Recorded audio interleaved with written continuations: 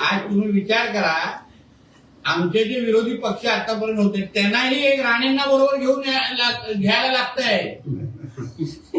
त्यालाही म्हणजे ठाकरे सेनेला आणि महाविकास आघाडीला पण एक राणे लागतोय. हे आमच्यासाठी कोलटाचा विषय आहे. पण वेगळी चर्चा अशी होती की दोन भावांचं पटत नाही.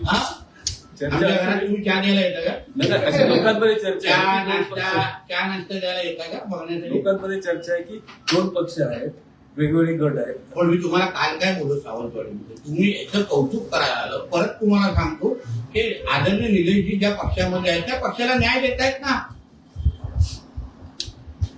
शिंदे साहेबांच्या शिवसेनेमध्ये राहून अगर भाजपचं त्यांनी काम केलं असतं, तुम्हीच लोकांनी त्यांची बदनामी केली असती की बघा हे बरोबर आहे का, शिंदेचा आमदार आहे पण भाजपच्या बरोबर आहे. आज शिंदेच्या पक्षामध्ये राहून अगर ते शिंदेसाठी प्रामाणिक हेच तर आमचे राणेसाहेब नेहमी बोलतात ना की आम्ही ज्या पक्षामध्ये असतो त्या पक्षाला 100% आम्ही न्याय आणि निष्ठा देतो. तेच तर निलेश राणे करतायत. मग त्यासाठी मिरची का लागली पाहिजे?